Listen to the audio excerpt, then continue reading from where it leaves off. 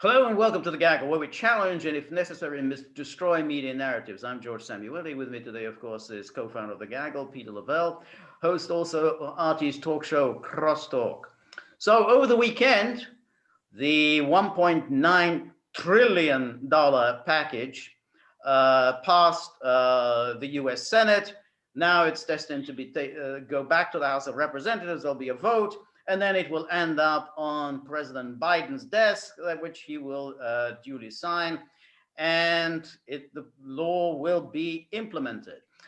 People know the basics of it. There's a $1,400 check going to be sent out to everybody.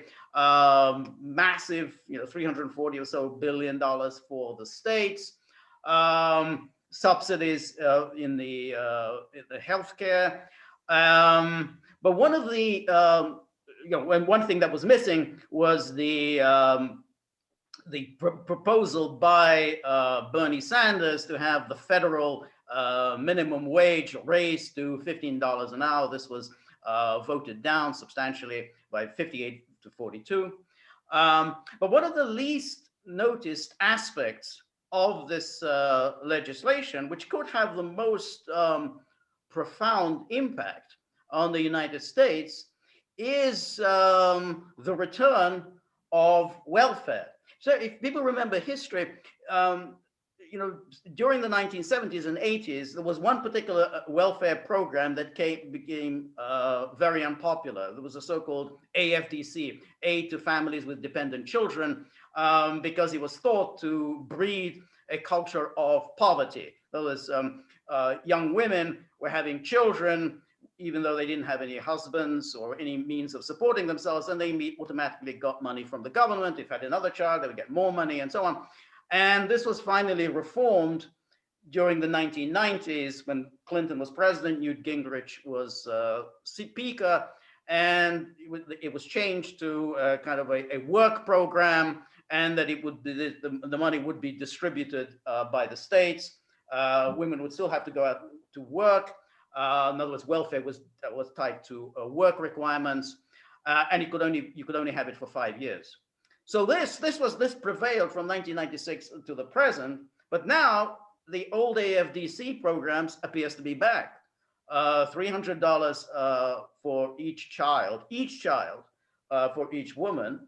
And although this is only a part of this COVID-19 package, the Democrats clearly want to make this a permanent feature.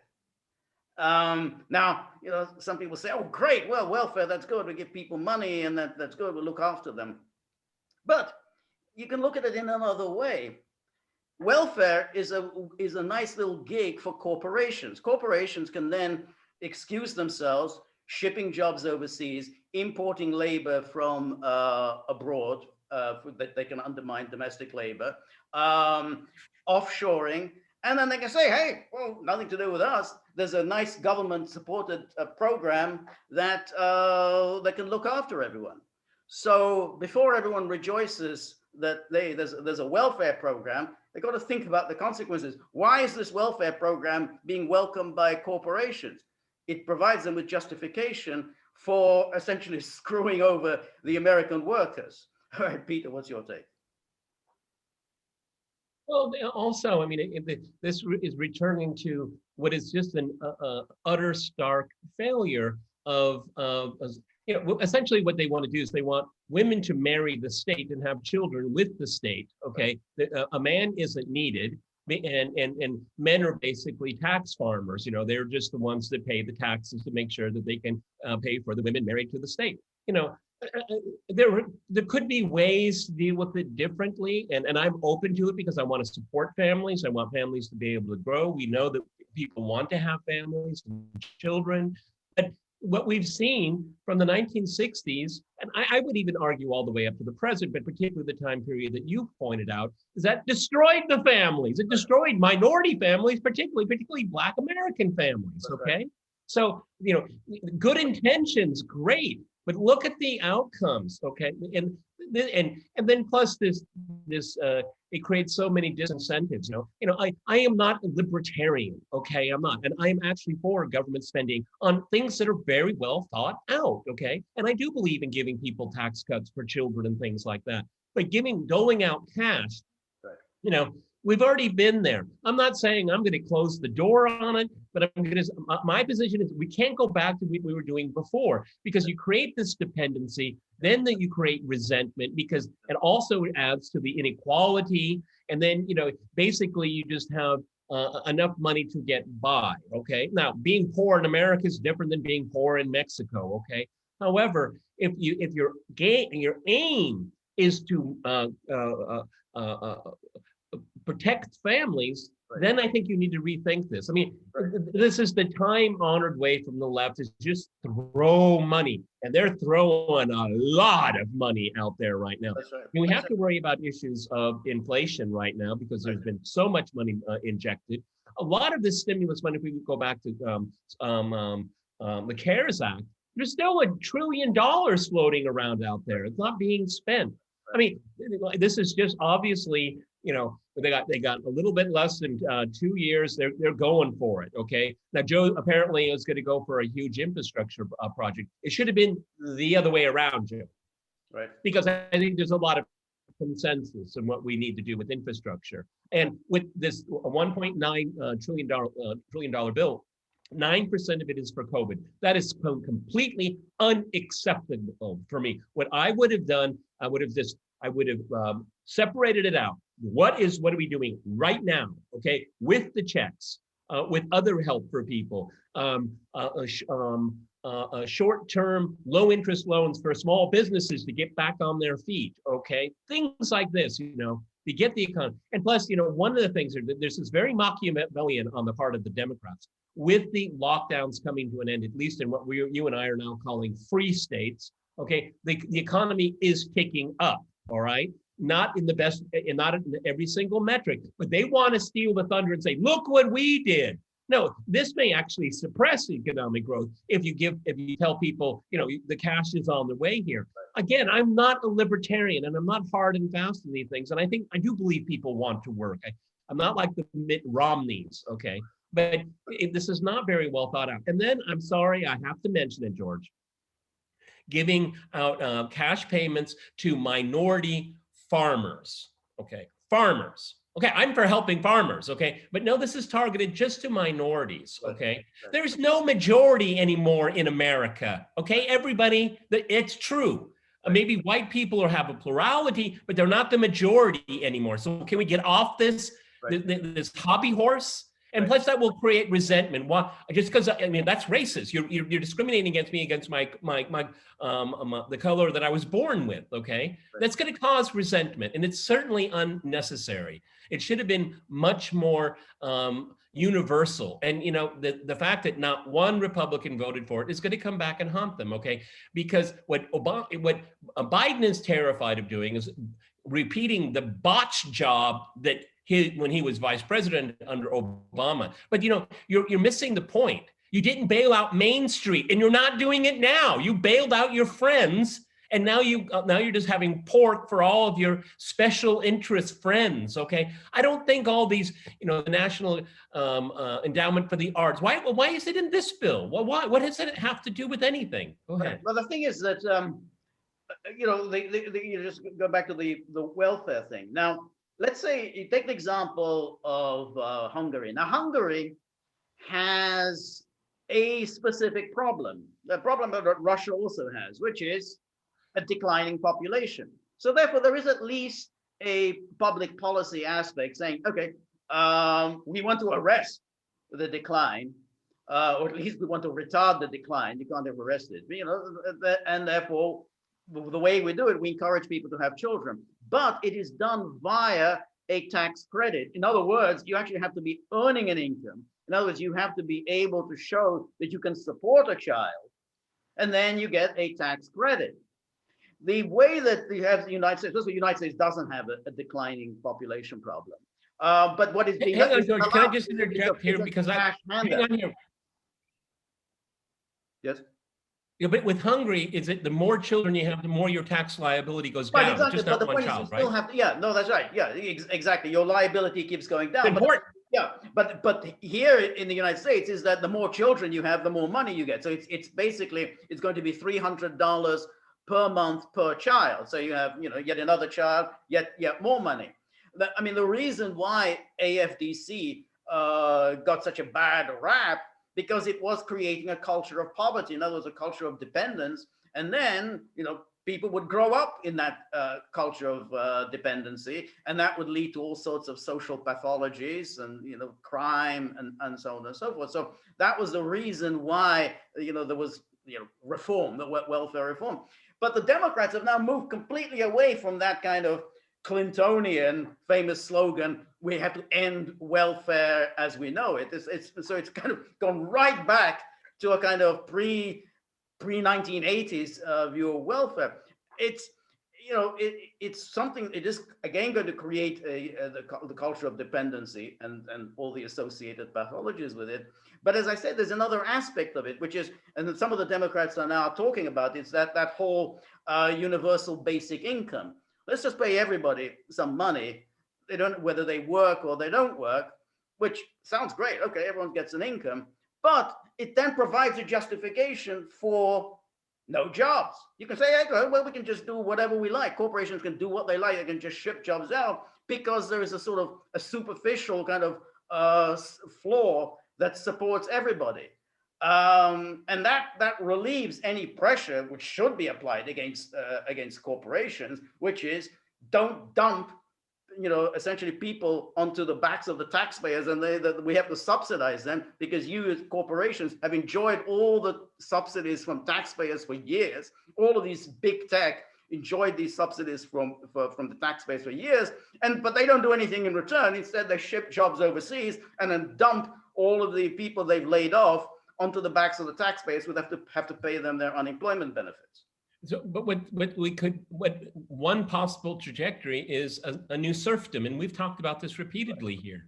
And I'm terrified. I mean, already we have this gross inequality that needs to be addressed. But this would be accepting that inequality, and it would codify that inequality. And essentially, you will have two Americas, okay? One for the super, super rich. Like you said, I mean, why should you employ anyone in the United States? Employ everybody in India and in exactly. Indonesia. Why not, okay? Right. And because you probably get high quality at a lower price. Great for them, okay? But then you're basically giving up on tens of millions of people. And what are they going to do? Okay. I mean, one of the things that, you and I were brought up with, if we liked it or not, is, watching television, and sometimes with film, but watching television was all aspirational. What you can get, what's the stuff you can get. Okay.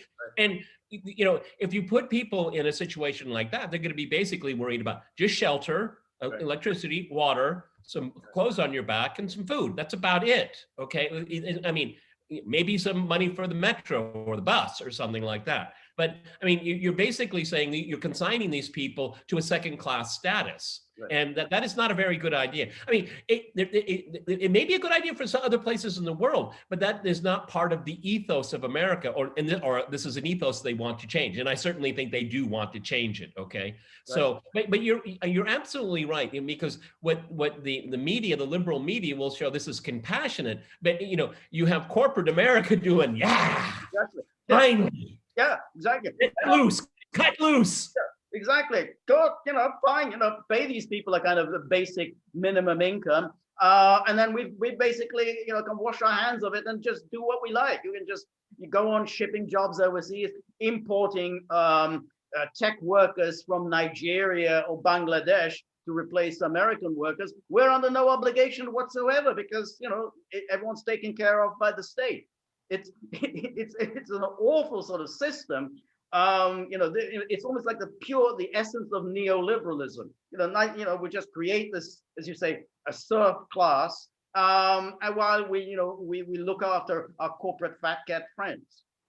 Well, you said it before here on the goggle, and it's worth repeating here, is that, you and I, all our life, but Americans won't do those kinds of jobs. Why don't you pay them to do those jobs, okay? I mean, there was a YouTube series, he goes on Tucker a lot, Dirty Jobs, okay? I don't know if you've heard about it, but I mean, it's people that, do the hardest, dirtiest, filthiest jobs, but, if you pay them, this happens to, you can test anyone for this. At what point would you be willing to clean toilets? I mean, and you could, $10, $20, $30. At one point, everyone's going to say, yeah, at that price, yeah, I'd be willing to do it. Absolutely. Absolutely. I mean, that's why it is so dishonest when all of these pundits come on TV. Well, look, these are all jobs. These poor, they don't use the word wetbacks, but like they used to refer to them as. I haven't heard that term in a long time. I know, but these poor people coming in and doing these jobs that Americans would not do.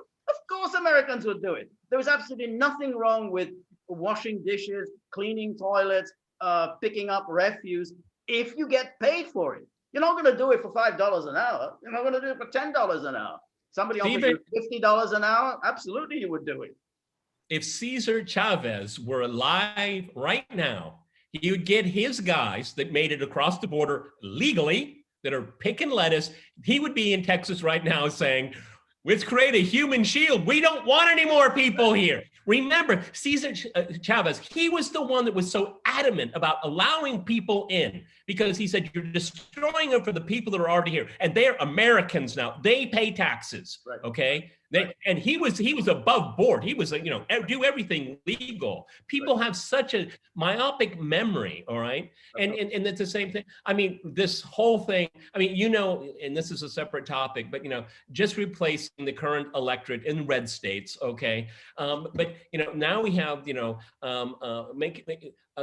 creating the circumstances where employment isn't necessary, because you'll get other people to do it, and it's acceptable now, right. Just to sit on what the British call the dole. Okay, that's not a vibrant civil society. No. Just surviving is not enough. No, absolutely not, because ultimately you have to produce something. I mean, you have to produce something that you can sell, and then that you earn an income. The model of paying people not to work, that's not a sustainable economic model. But it looks like at the moment the government is hooked on this. So that hence we have these endless debates. Oh, the new package. We're gonna come up with a new package. Yeah, but the most important package, getting everyone to work and bringing jobs to the United States. It was I don't know if it's like maybe 2 or 3, maybe even 4 years ago, when they tried this universal basic income in Finland. I remember it very clearly. It was being, how long it lasted? It lasted like 4 months. Right. I mean, it was like a disaster.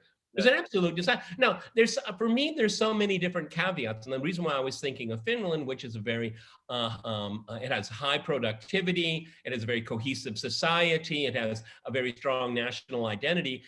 In my mind, it might work there, but it didn't work there at all. So, I'm not saying one size fits all, okay? A small country, very well-educated, super productive. Right. Yeah, I mean, like something like Switzerland, okay? Something like that, okay?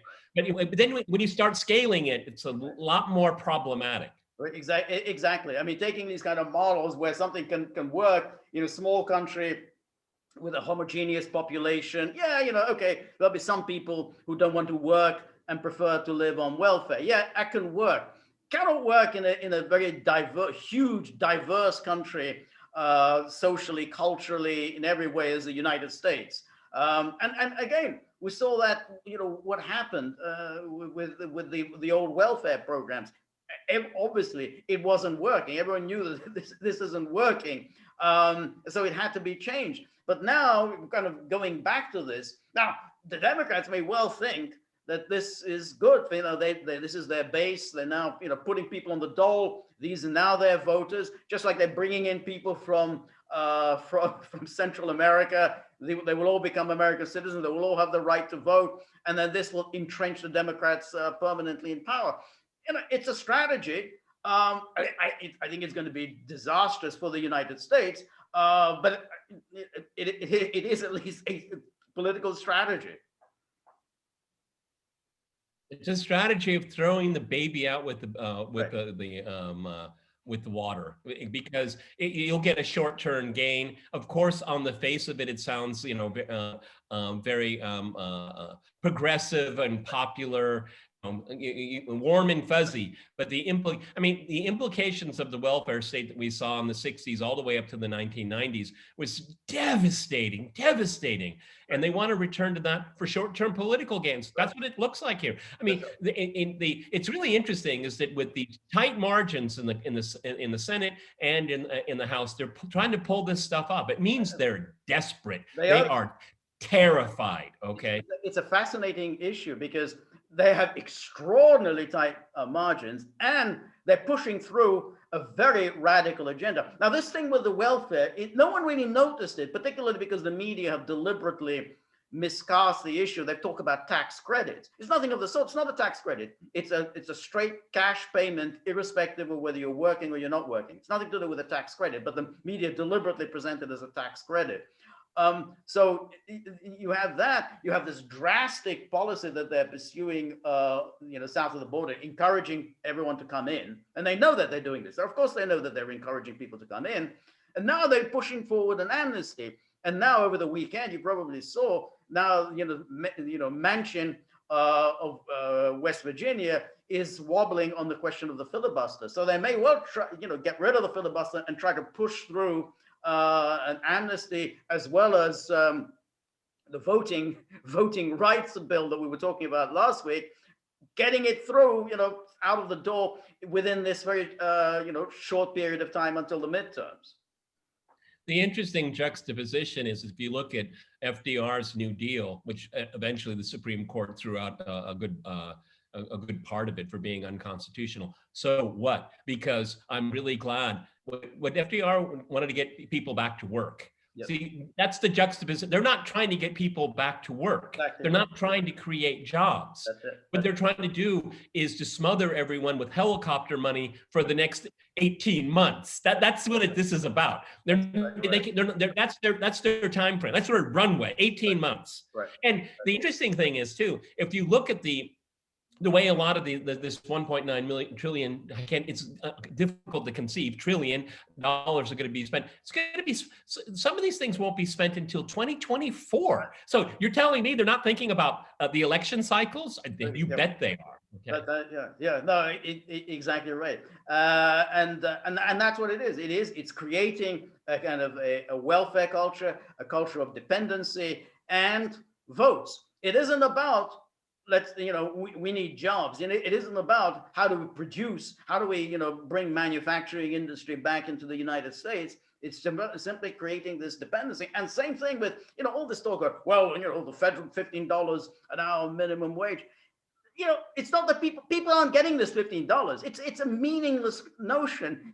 So the federal government says, okay, well, henceforth, the minimum wage is $15. Well, does anyone get any richer as a result? You just make this as a declaration. I mean, that's what business is it of the government to mandate a wage? I don't get that. I think California could do it. Florida did it. God bless them. I think it passed with 60-40. People like it. That's their business. Let them do it, because the business conditions in Florida are different from the business conditions in Iowa. Okay, so I'm not going to die on that hill, because it just seems to me in the United States is such a vast country and so diverse. Something like that doesn't make any sense to me. No. In Florida, if that's what they think is going to work for them, fine. I have no problem with that. Right. But I just don't understand. It's like the Supreme Court deciding on abortion. What businesses are there? No, that's exactly right. And of course, we know what corporations are like. I mean, corporations, they're going to take advantage of anything.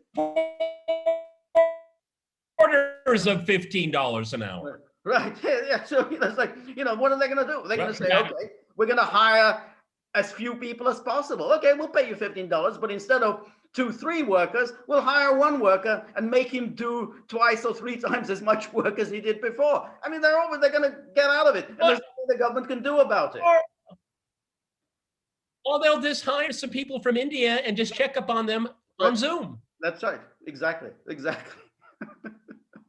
It's really simple. Yeah. It's really simple. Absolutely. And that's why, I want to make sure everybody, I'll keep stressing it because I don't want us to be misunderstood. George and I are not libertarians, not by any stretch of the imagination here. But I mean, if you want to die on the Hill for $15 an hour, think what it means, because what it is it puts big corporations and the super rich off the hook. I mean, why not? Okay, sure. We'll hire three people at $15 an hour and we'll have 45 people working in South Africa and India. Done deal. We're ready to go. That's it. That's exactly right. Which is why, the big corporations, Amazon and others, are very happy with it. They're going to drive out of business which they're already doing, drive out of business all their small retailers, all their small competitors who won't be able to meet this requirement, and they'll be sitting pretty.